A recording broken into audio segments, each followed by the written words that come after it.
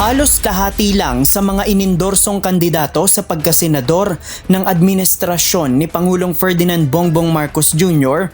ang pumasok sa 2025 midterm elections. Ayon sa political analyst na si Professor Mario Pasion, maaaring batayan ito na hindi satisfied ang publiko sa gobyerno kaya hindi na iboto ang karamihan ng inindorso ng Pangulo. Ito anya ang maaaring dahilan kung bakit nanawagan ngayon ng courtesy resignation ang Pangulo sa kanyang mga gabinete.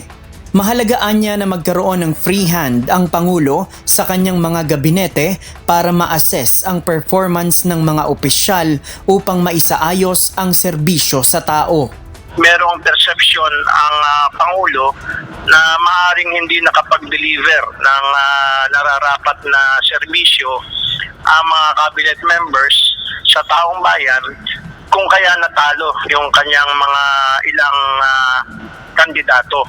Kaya nagpapasubmit siya ng courtesy resignation. Marami anyang problema ang mga Pilipino ang hindi natugunan ng gabinete ng Pangulo. One of them is the politics of the stomach, no? Nagugutom ang taong bayan, mataas ang presyo ng mga bilihin, at yung 20 pesos na bigas at saka palang na-deliver kung kailan napakalapit na ng eleksyon.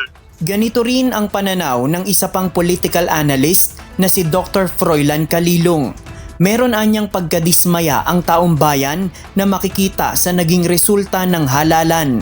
Nangangahulugan din anya ito na hindi nagawa ng gabinete ng Pangulo ang kanilang trabaho.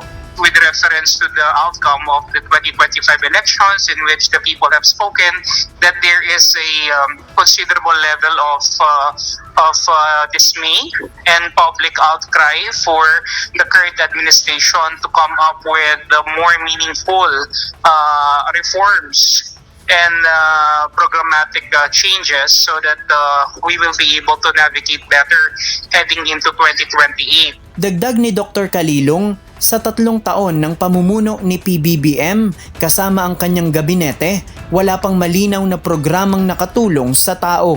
As we have seen doon sa mga past surveys before the elections na talagang bumaba yung kanyang trust and satisfaction rating.